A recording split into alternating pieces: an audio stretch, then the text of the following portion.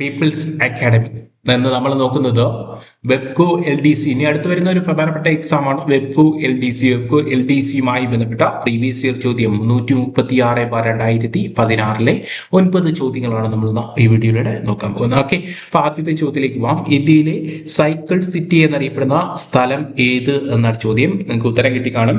Option B ആണ്, ലുധിയാനയാണ് ഇന്ത്യയിലെ cycle city എന്ന് പറയുന്നത്. ഓക്കെ, അപ്പൊ സിറ്റി ഓഫ് ഗോൾഡൻ ടെമ്പിൾ എന്നറിയപ്പെടുന്ന ഏതാണ്? സിറ്റി ഓഫ് ഗോൾഡൻ ടെമ്പിൾ എന്നറിയപ്പെടുന്ന അമൃത്സർ ആണ്. സിറ്റി ഓഫ് ഗോൾഡൻ ടെമ്പിൾ എന്നറിയപ്പെടുന്ന അമൃത്സർ ആണ്. അതുപോലെ തന്നെ ഹോളി സിറ്റി എന്നറിയപ്പെടുന്നതും അമൃത്സർ ആണെന്ന് ഓർത്ത് വയ്ക്കുക. ഓക്കെ, അടുത്ത സിറ്റി ഓഫ് ലേക്സ് എന്നറിയപ്പെടുന്നത് ഏതാണ്? ഭോപ്പാലാണ്. സിറ്റി ഓഫ് ലേക്സ് എന്നറിയപ്പെടുന്നത് ഭോപ്പാലാണ്.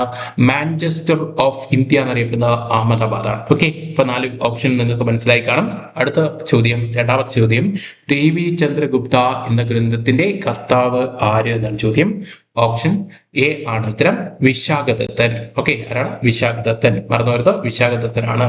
അടുത്ത അദ്ദേഹത്തിന്റെ വേറെ കൃതികളുണ്ട്. രാഘവാനന്ദം ആരെന്ന് വിശാഖദത്തന്റെ കൃതിയാണ് രാഘവാനന്ദം. ഓക്കെ, അടുത്ത ബാണഭട്ടന്റെ കൃതിയാണ് ശ്രദ്ധിക്കുക. ബാണഭട്ടന്റെ കൃതി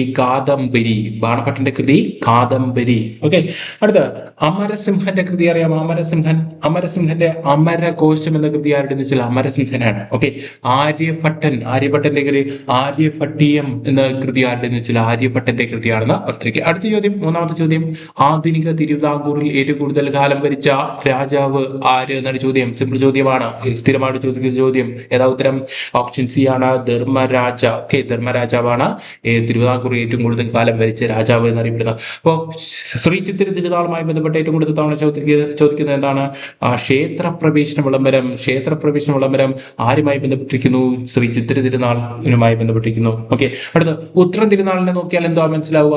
കഥകളിക്ക് ഏറ്റവും കൂടുതൽ പ്രാധാന്യം നൽകിയ തിരുവിതാംകൂർ രാജാവ് ആരെന്ന് ചോദിച്ചാൽ കഥകളി അല്ലെങ്കിൽ കഥകളിയുടെ സുവർണ കാലഘട്ടം എന്നറിയപ്പെടുന്ന ആരുടെ കാലഘട്ടം എന്ന് വെച്ചാൽ ഉത്രം തിരുനാൾ മാർത്താണ്ഡവർമ്മയാണ്. ഓക്കെ, അടുത്ത് മാർത്താണ്ഡവർമ്മ എന്താ പ്രത്യേകത? ആധുനിക തിരുവിതാംകൂറിന്റെ സ്ഥാപകൻ എന്നറിയപ്പെടുന്ന മാർത്താണ്ഡവർമ്മയാണ്. ഓക്കെ, അടുത്ത ചോദ്യം, നാലാമത്തെ ചോദ്യം ശ്രദ്ധിക്കുക. അജന്ത എല്ലോറ ഗുഹകൾ ഏത് സംസ്ഥാനത്താണ്? സിമ്പിൾ ആണ്, എവിടെയാണ്? മഹാരാഷ്ട്രയാണ്. അജന്ത എല്ലോറ ഗുഹകൾ മഹാരാഷ്ട്രയാണ്. ഓർത്തിരിക്കുക. ഓക്കെ, അടുത്ത് അഞ്ചാമത്തെ ചോദ്യം, അൽമാട്ടി ഡാം ഏത് നദിക്ക് കുറുകയാണ്? അൽമാട്ടി ഡാം കൃഷ്ണ നദിക്ക് കുറുകയാണ്. അൽമാട്ടി കൃഷ്ണ.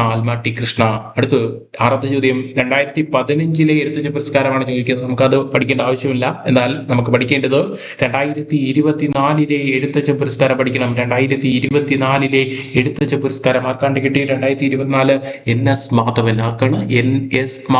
NS മാധവനാണ് 2024 എഴുത്തച്ഛൻ പുരസ്കാരം. 2025 എഴുത്തച്ഛൻ പുരസ്കാരം ആർക്കാണ്ട് കിട്ടിയത്? 2025 പുരസ്കാരം 2025 പുരസ്കാരം കിട്ടിയതോ KG ശങ്കരപ്പിള്ള. ആരാണ്? KG ശങ്കരപ്പിള്ള. 2025 എഴുത്തച്ഛൻ പുരസ്കാരം KG ശങ്കരപ്പിള്ള. എത്രയാണ് പുരസ്കാര തുക എന്ന് ചോദിച്ചാൽ 5 ലക്ഷം. എത്രയാണ്? 5 ലക്ഷം സമ്മാന തുക.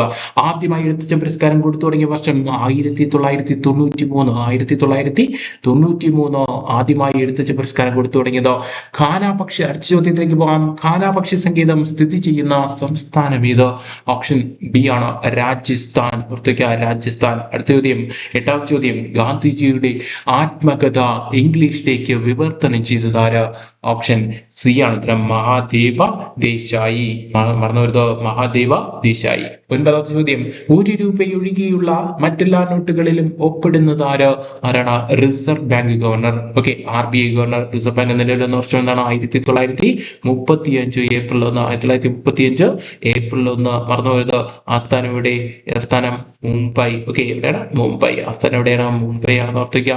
റിസർവ് ബാങ്ക് നിലവിൽ വന്ന വർഷം 1935 ഏപ്രിൽ 1 എന്ന് പഠിച്ചു വയ്ക്കുക. ഓക്കെ, അപ്പൊ നമുക്ക് അടുത്ത ഭാഗത്തിൽ അടുത്തൊരു വീഡിയോ ആയിട്ട് വീണ്ടും കാണാം. Thank you.